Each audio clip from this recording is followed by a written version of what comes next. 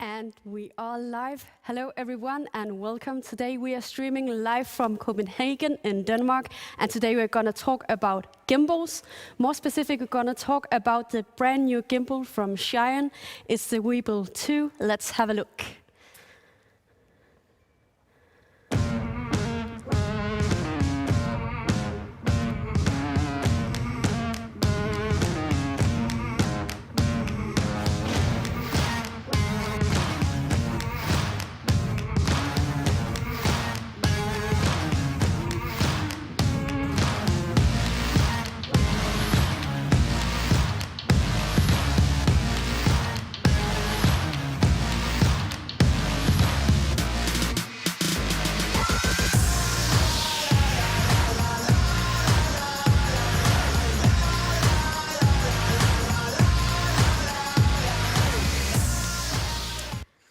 And welcome to this live event. As I said before, we are streaming live from Copenhagen, and we are gonna talk a lot about gimbals. First of all, I want to welcome all of you here. My name is Frida, and I'm going to be your host for this stream. It's my first time actually hosting a live stream. Normally, I'm on the other side of the production, as I have a production company myself called Hybrid Productions. We produce a lot of video and a lot of live streams. So I'm not used to being here, I'm used to being over there. As I said, we produce a lot of videos, so obviously I do have a gimbal myself. Currently, I have the Zhiyun Gimbal S, so I guess I'm just as excited as you guys to have a look at the brand new gimbal from Zhiyun. I want to encourage you all to hit the chat if you have any questions for either me or for our very special guest who will join us in just a minute. Then we will try to answer all of your questions. We have an exciting program for you today, and as you can see on the behind-the-scenes angle of this stream, we are streaming from this very, very cool car repair shop. Around me, I have some beautiful cars. We have Rolls-Royce, Bentleys, Mercedes, and a lot of high-end cars, and I cannot emphasize enough how cool this location is. If you have another look around the location, you can see all of the gear and our whole production team lined up here. We have some top professional guys with us today who will take us safely through this stream. Another fun fact is that 90% of all of the gear that we use to produce this stream is actually from Focus Nordic. And another fun fact is that the Danish headquarters of Focus Nordic is placed just above this place. But enough about the setting and the location and the gear. Let's get down to it.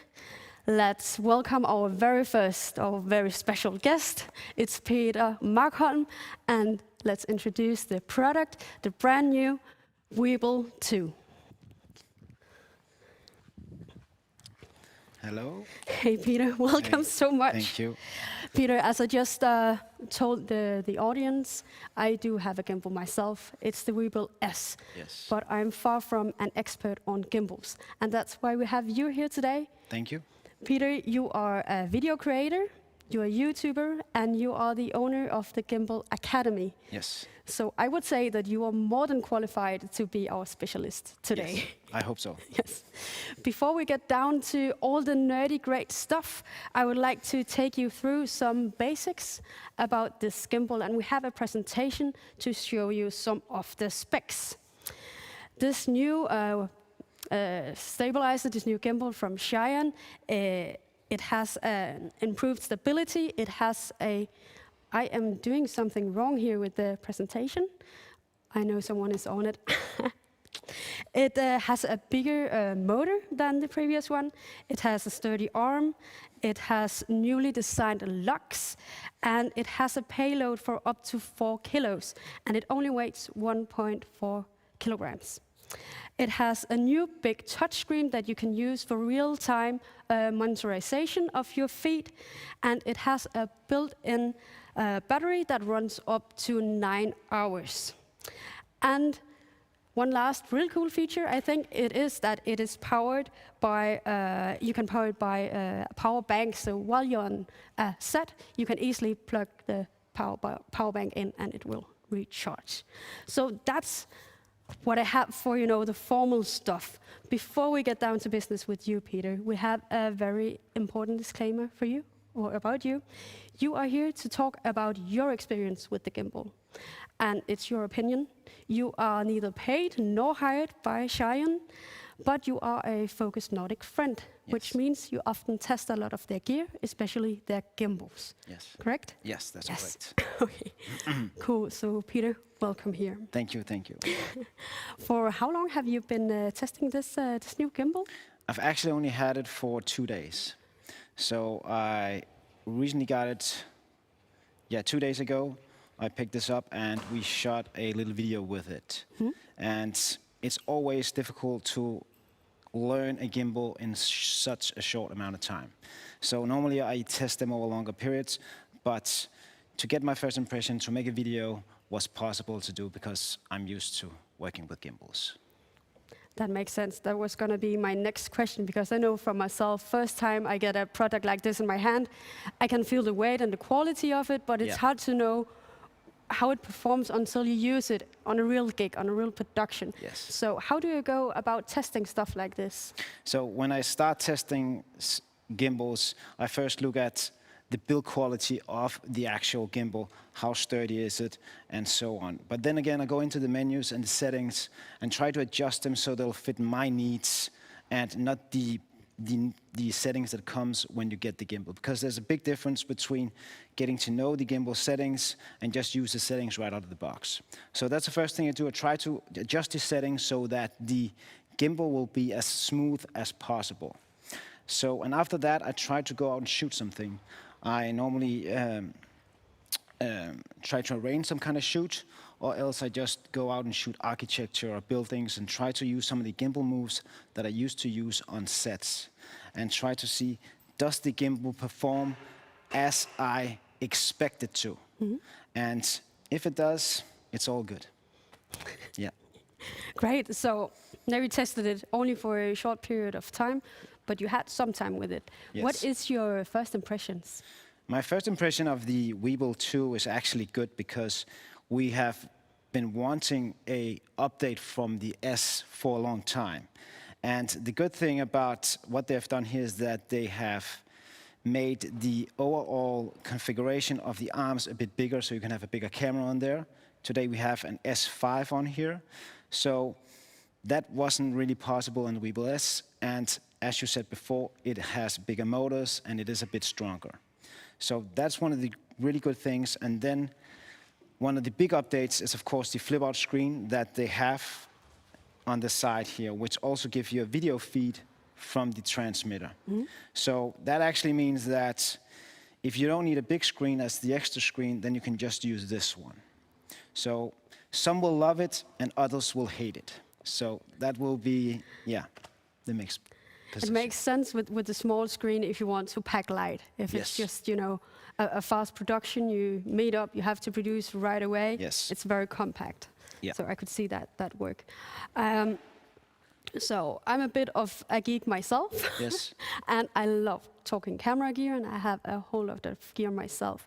And I'm always interested in hearing what other professionals use to produce their video content. So could you tell us a bit about your camera setup? Yes, my main camera setup is the Panasonic S1H, which I have as an ambassador for Panasonic. And this is actually my first time shooting on the S5, which is the little brother to the S1H. So that's my main camera, and the problem with the S1H has been that I couldn't fit it on the Weeble S. So I needed the Crane 2S or the Crane 3S, which is quite a large gimbal. So I'd hope that the S1H could go on this gimbal, but unfortunately it cannot. So I might have to get an S5 to compensate that. So that's my main setup. Okay, cool, thank you.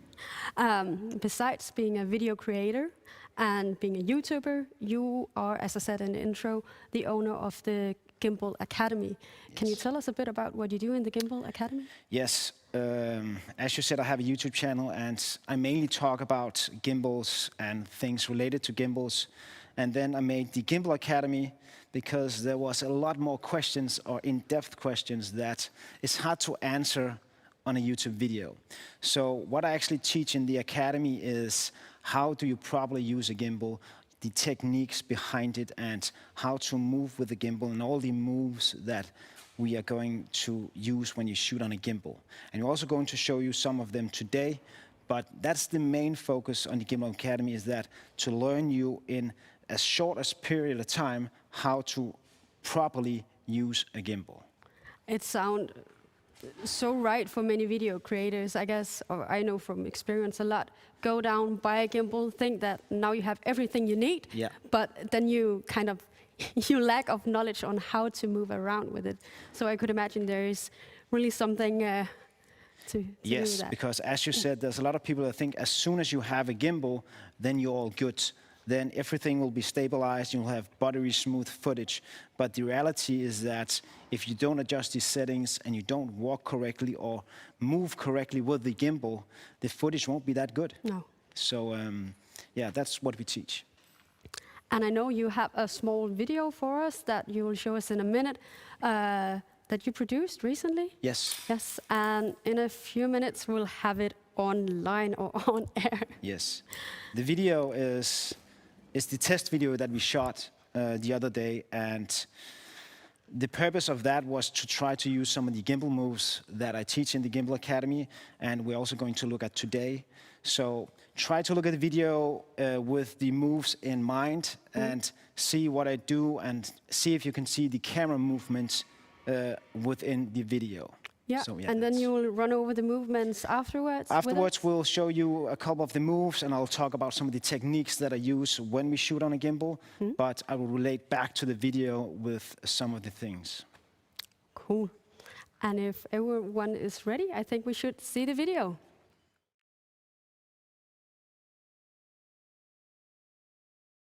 Alrighty, so the Weeble 2 is here, and let's talk gimbals. The first thing that comes on my mind is, of course, buttery smooth slow-mo footage.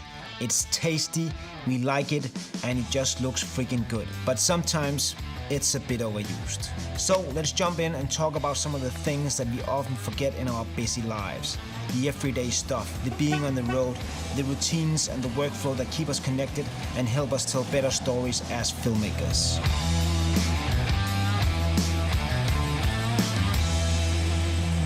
Alright, before we get all techie about the Weeble 2, let me introduce you to this guy. Yes, he's good looking and he loves running, but he spent a year restoring this 1973 Volkswagen bus. It's a beauty of itself, and the amount of detail and hours of hard work put into this van is simply amazing. It's that wonderful feeling of slowing down and being taken back in time for just a little while. Let's back up for a moment and put the van right here. This video is shot in 24 frames per second, so you can see how stable the new Zhiyun Weeble 2 is. The gimbal moves I used are pretty basic and put together with some handheld shots, and the in-body stabilization of the Panasonic S5s makes it look pretty damn good. This beautiful old lady is not his everyday car, but a passion project and a glimpse of the past that now will shine on the road wherever he takes her for a spin.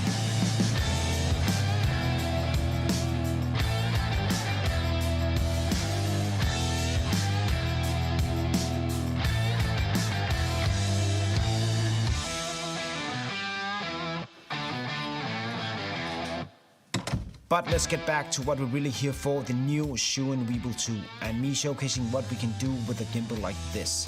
The Weeble 2 has beefier motors, can take larger cameras, it has an updated interface and stability. It is still a compact gimbal, but with a slightly larger footprint. The new redesigned back handle adds more usability and mounting options, while the flip-out screen gives you full control over the settings and connects with the wireless transmitter. Yes, it's brand new. If you're something like me, you probably want one right now. And we are back. Finally, we gotten to the part that I've been so excited about. Peter, you are gonna show us some tips and tricks and some of your magical gimbal movements. I cannot wait. Peter, the floor is yours. So whenever you're ready. Yes, I'm just show trying us. to start up the monitor here. See if we can get a feed. Yes, there we go. All right, so this is some of the things that I teach within the Gimbal Academy, and the first and most important thing that you want to learn when you use a gimbal is, of course, how to hold the gimbal properly. And on the Weeble S here, I have an extra handle, and the reason that I always have that is because I want to use or control the gimbal with two hands. So if you don't have this handle, hold the gimbal down under instead. But if you have the side handle, that means you can get a wider posture when you shoot. So you're not as tucked in as if you hold the gimbal down here, then it'll be a bit more unstable. So try to hold wide instead of holding in tight. So that's why I use the side handle. And this is also Zhiyun's handle. I would just mention that. So that's how we hold the gimbal correctly. And when we control the gimbal, I use this handle to hold it. That's my gimbal hand. This is where I hold the gimbal. And then I control the gimbal with my right hand. So if we're going to pan, let me see if I can pan it. Put it here. If you're going to pan or the pan motor, then I hold firmly with my left hand, and then I pan with my body and the right hand. So I hold, and then I push and I pan the gimbal. So that's how we hold the gimbal. So get a side handle if you don't have that, or hold down under with two hands. Don't hold the gimbal with just one hand. If you have the option, use two hands. The same goes if you use the underslung mode. Try to hold it with two hands. Hold the top handle and then hold the tripod legs down low. And try to keep as upright as possible. So that's how we hold the gimbal. All right, the next thing is, I just have to check my notes here. Yes, the next thing is of course, when we start walking with the gimbal. You want to learn how to walk with the gimbal properly, because as soon as we start to introduce motion or the walking motion, then we'll start introducing the Z axis, and that's the unstable axis. That's the one that's yourself. So the best way to learn how to walk is to use the heel to toe. And yeah, are you on my feet? Yeah. So when you want to learn, could we take it up again so you could see me? I see so many creators use the bend over ninja walk method of walking, which is a very bad way of walking because you can't walk around like this for hours if you're on a real production. So you don't have to look stupid when you walk with a gimbal. So therefore you want to learn to use the whole foot instead. So if you take a look at my foot, use the whole foot to kind of roll over.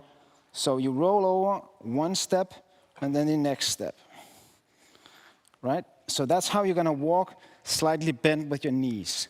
And then you want to have an upright position. Think about having a string through your body when you walk. So if we're gonna walk forward, then we'll just walk forward, upright position, two hands on the gimbal, and then push forward. There we go. That's how you get the most stable footage when you shoot on a gimbal. So one of the other things that I teach is that you don't have to hold the gimbal upright at all times. I find the best way to shoot on the gimbal when it's slightly angled, about 15 degrees if I can, if I'm shooting upright. If you're shooting down low, that's another story. But if you shoot upright, slightly angle the gimbal, because then you will engage all the motors and get the most out of the gimbal's performance. So that's some of the techniques that I use when I shoot. Let me just see where we are. Oh yes, there's one thing that you actually can relate to when you are going to walk. I use this technique in my workshops, is that walking around with a cup of water, because when you walk with a gimbal, you can't see how stable the footage is unless you watch all the footage back. So if you take a cup of water and fill it up, and then walk around with that, then you can see when you're the most stable when you walk around. Just a little tip to learn how to walk. All right, so that is the techniques and the position. There's one thing I want to mention, and that is when we use the gimbal in the underslung mode, try to have the pan motor or the roll motor directly over the camera, because then you can use that as the pan motor once you're down here. So once you're down here, try to have the roll motor up here. Then you can walk around and you can easily pan with the gimbal. It's not always we can do that, but if you can, try to hold it in that position. Am I walking too fast? Okay, it's fine. All right, then let's talk about some of the gimbal moves that we used in the video we just saw. The most used gimbal move was actually the push-in and the pull-out. We are pushing in on things, we are pushing in on the car, we are pushing in on the interior in the car. We're also pushing through things. There was a big tree where I was pushing besides the tree where the car kind of came along. So the push-in shot is good for revealing something or pushing in on a subject. And to perform the push-in shot is actually just a straight walk forward. So I mostly use PF mode, and on the Weeble 2, you can see we have PF, lock, and follow down here. So we'll put it in PF mode. You can also use lock mode, but then you can adjust it once you start walking. So I like to use PF mode, and then of course I set my settings on the camera. I press record. There you go.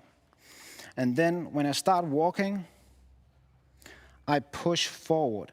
I do not just start walking like this. I push the gimbal forward before I start walking.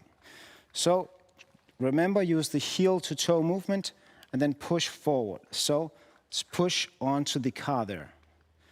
So I push the gimbal forward and start walking. And when I end, I push the gimbal forward. Then I won't have a hard stop and a hard start in this shot. So that's the push-in and the pull-out. The pull-out is the same as the push-in. We are just pulling out instead.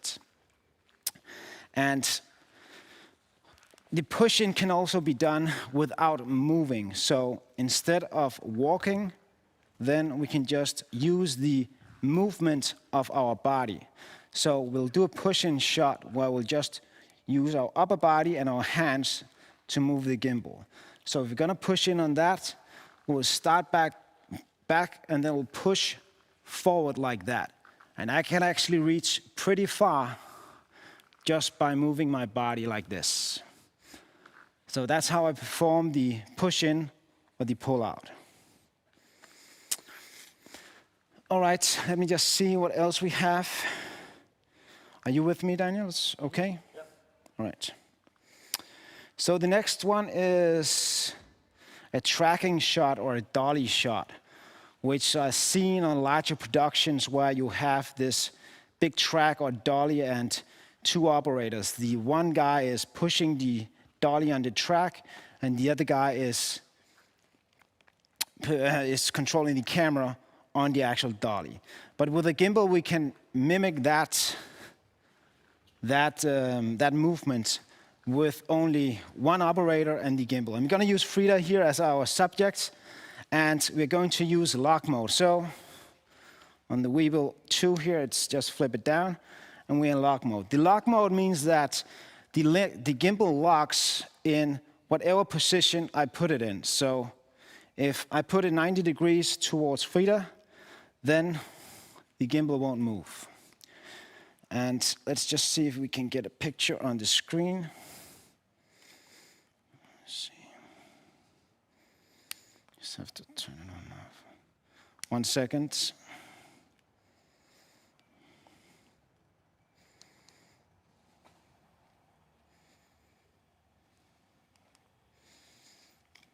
All right, so now that we got a picture on the screen, I don't have to use the flip out screen on the gimbal. But if we didn't have a screen down here, you can flip the screen out and just look at the screen and walk forward. That's the whole purpose of using lock mode, so that you won't be walking like this. Can you go a bit back so you can see? You don't want to walk sideways like a crab, because that will give you very unstable footage.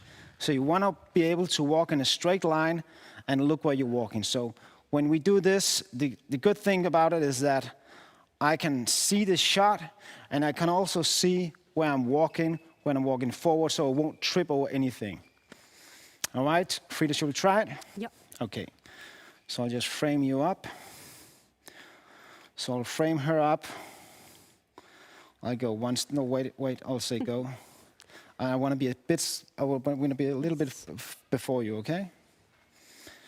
So I'll frame her up, we'll hit record, and then we'll push forward, go. So I'll just adjust to her speed once we start walking.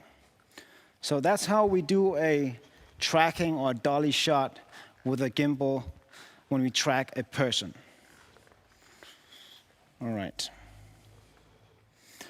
And let me just see what the next one is. It's the one where I walk.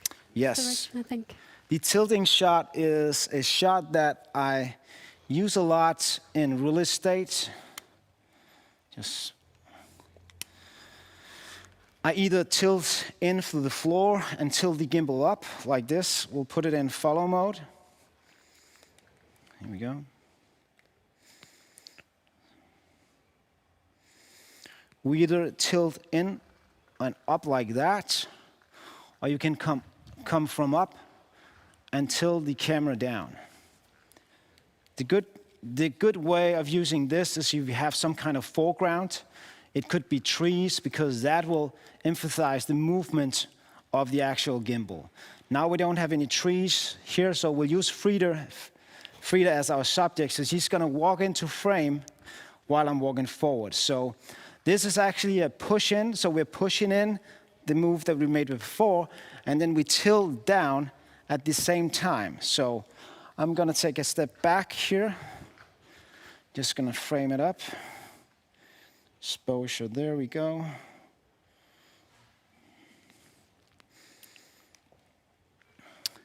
So, and the important thing is here is that we keep the gimbal moving at all times. So once you start walking, don't stop the movement. Then just retake the shot if it's not good enough, but you'll have to keep pushing the gimbal all the way through the movement of the shot, because that will give you that nice, smooth transition of the actual gimbal. All right, I'll say go in a minute. So I now have two screens. I have the little screen on the camera, but I also have the screen down here on the actual gimbal, which is pretty nice. So Frida, are you ready? Yep. Vasco, we go. So I'll push the gimbal down, and I'll keep pushing all the way through. So that's how we do a tilt up or a tilt down. Same if we go from the floor, we just tilt up instead. All right, so that's the three main moves that I use a lot. And then I have the segue here as well, because the segue is, just put this one here.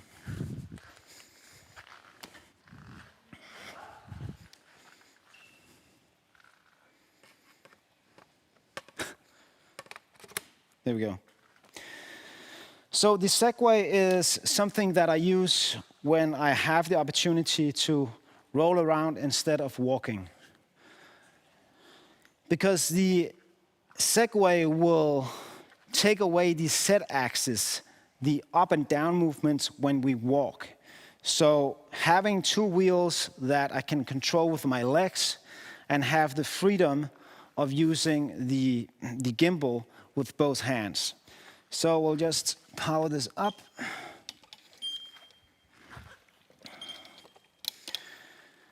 And in the video we just saw, there was the last shot where he is driving away, which actually looks like a drone shot. It's made on this actually setup. So all you actually do is that you control the Segway with your feet, and then you can control the gimbal with your hands. I'll spin around in a minute. Jeg kommer over til dig. You can see, if we'll take a look at the drone shot that we made in the video, I actually put the gimbal in PF mode, and then I took the screen down so I could see my feet, and all we did was just to roll forward, just like that.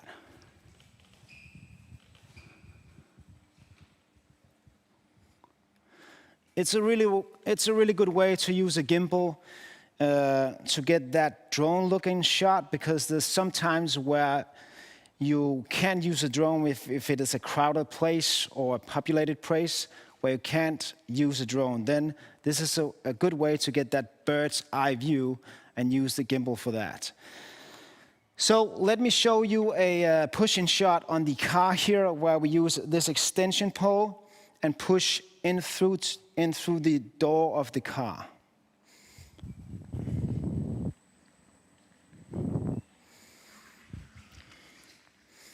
So the benefit of having an extension is that we can go with a lot longer reach in through the car and don't have to bend over or go all the way into the actual car. And one of the things that I do when I do a shot like this is that I use my underarm here to kind of rest the gimbal. That will take some of the weight away from out here and put it on this point here instead. If I had the gimbal out here and tried to hold it like that, I wouldn't be able to hold it for that long of a time. So I rest the monopod on my arm. So let's try to do the shot into the car. You can, of course, also just do this by walking. You don't need the Segway to do this. Do you want to go on the other side, or do you want to film it from there? All right, okay. So again, we're going to use the monitor on the side of the actual gimbal, because you can't really see the screen, which is down here. So I'll just frame it up like that. I'll hit record. And I'll frame myself up. Then we'll do a nice push-in through the car. We'll just push in and just keep pushing, pushing, pushing, pushing, pushing, pushing. And then we can do the pull-out in the same time that we go. Just pull out and move backwards. And then sometimes I do it a couple of times to make sure that I get this shot as I want to. So that's actually how you use a monopod. And the good thing about having the monopod with you when you are on a Segway is that you can set it down, because you don't want to hold the gimbal at all times, because that'll just wear you out. You will destroy your back after long periods of working with a gimbal, because you add a lot of weight to your actual camera setup. All right, that is some of the gimbal moves that I use. There's a lot more gimbal moves. I could keep talking for hours, but of course, you're welcome to join the Gimbal Academy. You can learn a lot more in there. We'll put links to that in the description afterwards. Let's go back to Frida. Thank you so much, Peter. That was very inspiring and very full of learning, I think, for most of us. Before we move on, now probably all of you have the most, have a question, and it is, what is the price for this gimbal? As you can see here on the presentation, we sell it in 4 different packages. We start with the basic one, That includes the gimbal itself and a tripod. Then we have build-ons, build-ons, and build-ons until we end at the Supreme, Extreme, Deluxe, Pro, Extreme version. And it has all the stuff that you need for this amazing gimbal setup. The only thing it doesn't include is all the knowledge that Peter just gave to us. So I guess now it's a full package delivery. And I've been told that sales just started today. So starting from today, this gimbal is now available. And now I think we should move on. So Peter, if I can get you back up here, then we will run through some of the... Get the monopod off, so 1 second. That's so cool. Now we will run through some of the specs of this gimbal. And we have a pretty cool camera mounted just above our heads. Oh, where do you want the... I would like it here in center, please. And I think if you just get a minute to control your breath after running around, then in a few seconds we'll be ready to show you all the cool specs of this one in a close-up picture. And after that, we have time for all of you guys. If we've seen a lot of great questions in the chat, so we'll run through them in a few minutes. I don't know why, but we should get a picture on the actual gimbal. Let's try to power it up again. And as it is with everything, especially electronic things, we sometimes have a few mistakes and errors, but we are working on getting a clear picture from this gimbal. And I think it will be on in just a minute. Meanwhile, I think I will show you the bag that comes with the gimbal if you buy it. So it comes with this very, very handy, very sturdy bag that's almost like a case. It feels quite sturdy, so you should not be afraid to stack it among your other gear. I think it will hold well. Yeah. If I can just mention a thing about the case. Normally, the gimbals come with a normal standard phone case, and I know a lot of people like to use the case to kind of store the gimbal or use it for transport. But the problem with the old cases is that you will have to break the gimbal fully apart. And once you're on location, you have to rebalance it and everything like that.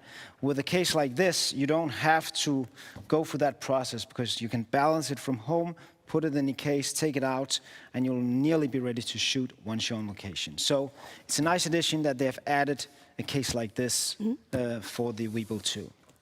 All right, so we got the picture after we started up the gimbal. So is that correct? There we go, yeah. So one of the cool features about the Weebill 2 is, of course, the added screen, because I myself really like to use an external monitor when I shoot on a gimbal.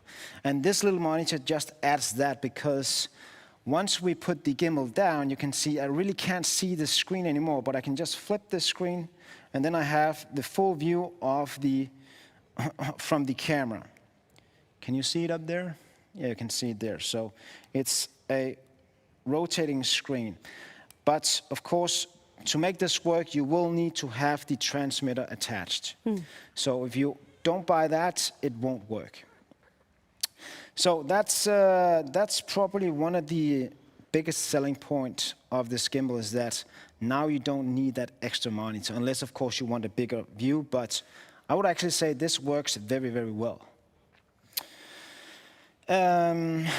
So if you want me to talk about some of the other things that I really like about this gimbal is that, and some of the things that I have been talking about, some of the videos that I wanted to see updated from the Weebill S, is that on the Weebill S, we were holding around the controls. That means that we got a lot of gimbal failure, because once you start holding, the gimbal suddenly started tilting upwards or downwards. And I got this question a lot, say, there's something wrong with my gimbal. No, there's nothing wrong. You're just touching the controls. So it's nice to see that they moved that away. And then they have added this back handle. On the Weebill S, you could also use an extra tripod on to the back handle here, but now they've actually made a dedicated back handle that sits very firmly on there, and it's with a quick release plate. So if you pop it in there and forget to lock it, it won't fall off. So slide this off again. There you go. Can you see this? If I should show the handle here, that's a pretty nice handle. It's a good rubber grip. And then on the top here, you have a cold shoe mount where you can mount a monitor. And you got two screw holes, quarter 20 screw holes here. And then you have another mount on the side as well to mount a monitor or anything like that. So I really like that they have added this. It also adds a bit more weight to the gimbal, which isn't a bad thing because the Weebill S was very light. And to be able to stabilize something, you want a bit of weight in there. Yeah. And it's not too heavy. This, I think it's about... It's 1.4 kilo. Yeah, 1.4 kilos, so pretty nice. And the actual footprint of the gimbal, it's a bit beefier, it's a bit bigger, but again, it doesn't do anything bad to it, I would say. I would say they have updated the build quality quite a bit, because the Weebill S feels very plasticky and kind of toy at sometimes. Yeah, so this one is more sturdy, and the payload has... They say it up could as take well, right? to 4 kilos. 4 kilos, yeah. Yeah.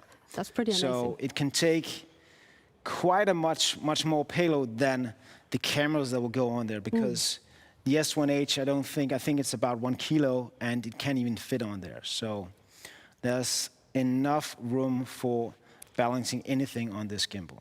Even if you have a very big lens. If you have a big and heavy lens, and that's where the bigger motors come in, because as soon as you try to introduce the bigger lens, that's where the motor's really going to kick in and use the force that they have. So that's why they updated this. And then I know there's a new chip in it, and they say it should be more stable, the gimbal, and I really can't say if that's true or not before I really get to use the gimbal a lot more, but that's one of the things that has been an issue with the Weebill S. There's some of these micro jitters, which comes with all gimbals, because we are introducing electronics within our shot. So there will be small micro jitters here and there, but hopefully this takes care of most of that. And then one more thing here on the side, you can see they have moved the follow focus wheel here up to the back. And I'm not a fan of that, I would say, because that actually takes away the possibility to use it with my thumb. Can you see it? Where are you? There, you're there. So that's one of the downsides of this gimbal, is that I now have to take my hand off the gimbal and use the follow focus wheel. But again, I rarely use the follow focus. I only use it when I shoot real estate with my indie field on the front. So it's not a deal breaker for me, but for some it might be. And I guess if you don't really rely on your autofocus, it would be a deal breaker, right? If you don't. No, because you're not able to I don't use autofocus. Okay. I use manual focus in all my shoots. So what I do is that I set my focus and then I shoot. So if I'm going to go into a room, then I'll go into the room, set the focus, and then I'll go back, and then I know once I come in there, everything will be in focus. Makes sense. It's not a deal breaker if you use manual focus at all. It's just the way you work with it. So that's my overall thoughts, and I think you mentioned this, we got internal battery now instead of the old battery style where we got to switch out the batteries. There's mixed conceptions with that. Although a lot of the Weebill S users and Crane 3S users love the possibility to switch out batteries and not have to rely on, as you said, a power bank. So, but they say it will last about 9 hours. Of course, you won't get 9 hours of use if you use it heavily, but it'll probably last a shoot anyway. But that's kind of my early thoughts of the actual gimbal. That's nice. Thank you. Yes. I can see that we have some questions in the chat, and Yes. I would like to once again tell you guys, please, if you have any questions, don't be afraid, don't be a stranger. We'll bring up as many as possible. But we have one question, and I will just read it here. One thing, before we take the question, we have the master eye. Yes, sorry, once again. Yeah. Yeah, you. The master eye comes with the The Pro and the Pro Plus, I'll just ask, is that correct? Pro Plus. The Pro Plus, yeah. So if you buy the Pro Plus, you'll get the Master Eye, and the Master Eye is actually a screen that controls the gimbal. We can't show you because this is just a dummy. So what it'll do is that you can get the video feed from the actual transmitter onto this screen, and then you can also control the movement of the gimbal. But we can't test it out today, but as soon as we can, we will of course make a video about how this works. So back to the questions. Sorry about that. So, Peter, do you have the camera stabilization on while you're using the gimbal? No, I take it off when I shoot on the gimbal because I don't want anything to interfere with the electronics of the gimbal. And if you shoot on a very wide lens, as we have here, this is 16 millimeter on a full frame, you will get that wobbling effect at some point if you have the IBIS on. But again, Yes. it also depends on what camera you're shooting on. On Panasonic, I turn it off. I've also had some of my students say, I think it works better with the IBIS on when I shoot on a Sony. So it's trial and error, but if you ask me, I would always take it off. But I think it's always, you know, a personal opinion. Yeah. Sometimes you like it, sometimes you don't. Some you know, productions, it makes more sense and whatnot. I guess it goes the same with the stabilization within the lens as well. If you want to have it on and off. So you'll have to try to see what fits your needs Yes. and what works best with the setup you have. Cool. And we have a new question. Yes, so I can see that we have a question about the pricing of the product. So if we bring on the slide, we can show everyone. Yes, so you can see here the basic package. Yes, it's, sorry, I just heard some. Yes, it's 599 euros, and the Weebill 2 combo, it's 710 euros. The Weebill 2 Pro edition comes for 970 euros, and the Weebill 2 Pro Plus, which I called a silly name before, it goes for 1,179 euros. So that is the price range for this new gimbal. And we have another question. And we would like to compare the two gimbals, the Weebill S and the Weebill 2. So I'll just go and get the Weebill S over here, and then we'll have a side-by-side view of the two gimbals to compare them. Yes. So there you can see the two gimbals. Can you see them there? Yeah, I think this is a very good picture of them. Now you can see there's quite a big difference between these two. You can see how much smaller the gimbal actually is, the Weebill S is, than the Weebill 2. So when I first saw this, the first thing that came to my mind, it's going to be a problem to get it into my backpack. But it turns out it fits in there very well. So it of course depends on what backpack you're using, but right now I'm using the Loft Pro backpacks, and it fits in there pretty well. So yeah, I don't think that's anything bad. One of the things that they have updated on the Weebill 2 is they have updated the locks, because that has been a big issue on the Weebill S, especially the pan motor lock here, which slides in and locks itself. Hopefully they have updated that on these locks. You can see the locks here are different. The pan motor lock is here on the side now. So hopefully won't get that issue with this gimbal. And the thing that I was talking about before is that now we have a dedicated grip, where before we was holding around the actual controls of the gimbal. So that's one of the big things that they have added. So now we've seen them side by side. I was wondering how easy is it to set it up compared to the Weebill S? Is it more difficult? Is it the same? No, it's take the same. It's the same way they have made it. You have the same way where you open and close the the hatches, Yeah, and the hatches. it's pretty easy to balance this gimbal as well. I didn't have any problem with it. So as long as you know how to properly balance it, it won't take you more than a minute or 2 minutes. Or So it something would to set up. be sort of the same. What about this side handle, if you buy that with it? Yeah, the side handle is something that I always talk about that you should get. And Zhiyun has finally made a very good side handle that they don't include it in any of the packages, which I don't know why. They should do that, I think, because as I said before, it will give you a much more stable shot and a better way of holding the gimbal, and you can take whatever hand you want off. So using this side handle gives very, very good sense in my mind. So if you don't have it, purchase it as soon as you can. Okay, Peter, thank you so much. I think we have a few minutes left, and I would like to hear more about the Gimbal Academy. Yeah. Is there anything that you want to share with us about it?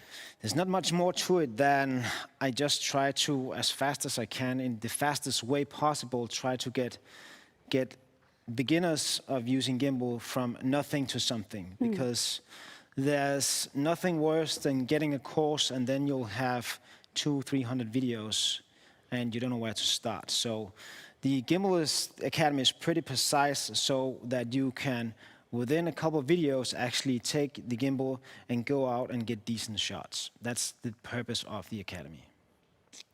Yeah. I think that's very easy to implement in your work, to watch a few videos of making videos. You know, it makes sense to have it like that. But then again, it comes with practice. So you can watch some of the videos and then you can come back and go out and practice and then go out and then watch some more and then go out and practice. And you can also take them with you on your phone because it's online. So you can have them with you on the shoot if you're something you want to see, then you just take it up and see it. So that's kind of the Academy. Yeah. Okay, thank you so much, Peter. I think we're about to wrap up, and before we stop, I've just been informed that all of the stores that sells this amazing gimbal, they have now added it to their web shops, so it's available for everyone now. Okay, so it's available from So today. if you want to go ahead, buy this one. I think we've seen that it's pretty handy and it's a nice gimbal to operate. Yeah. So yeah, it is, because there's a lot of Weeble users out there, and I know that they have been waiting for an update and not wanting to go the other route and go to DJI. They've been waiting for this, so I will, of course, make a lot of videos about this gimbal as well and learn you guys out there how to work with this gimbal. And just for a mention, my first impressions video will be out in a couple of hours. Yeah. that's so amazing. Yeah. Thank you so much, Peter. I want to thank all of you for having tuned in, for listening, for all of your questions. I want to thank the amazing crew at Light Motions and at Focus Nordic for having us. Thank you for letting me be your host. I hope I did a decent job. Thank you so much, Peter, for showing us your tips and tricks. And to all of you, have a very nice summer until we see again.